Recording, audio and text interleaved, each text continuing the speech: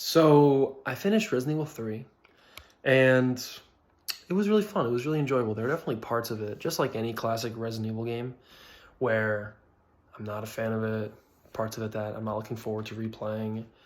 But I definitely think, even though this game only has like one playable character, there are definitely a ton of really interesting things to replay. Like that, the live selection features is great.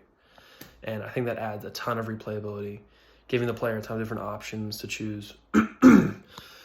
And I think that was a pretty great idea on Capcom's part. I, on one hand, enjoyed Nemesis. I think he's an interesting, mechanic. It's really cool to have like a monster that's always following you, but also it's just like, I don't know, it gets to a point where it just kind of feels like enough is enough.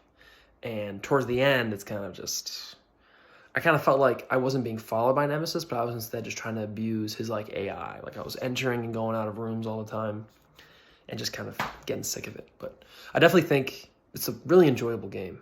And in terms of how it stacks up to, in terms of looking at just like the original classic Resident Evil trilogy, 1, 2, and 3, PS1 games, well, that's an entirely different video in its own right. But I'd say they all have a ton to offer.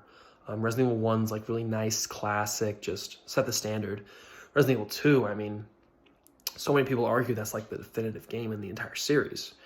With the different playthroughs, with the different mechanics, with the different characters. I mean, there's so much replayability to RE2, it's crazy. And Resident Evil 3, you know, it's kind of like the black sheep, not really the black sheep, but it's more of like the rare gem, the hidden gem, the underrated one. Nemesis is iconic. So I would say they all have something to offer. And at this point now, I've played every main series Resident Evil game. Yeah, because I played OG 1, 2, and 3. Then I played 4, 5, and 6, 7, 8, and I played all the remakes. And yeah, but like I said, another time, that's a video for another day. So go play some Resident Evil.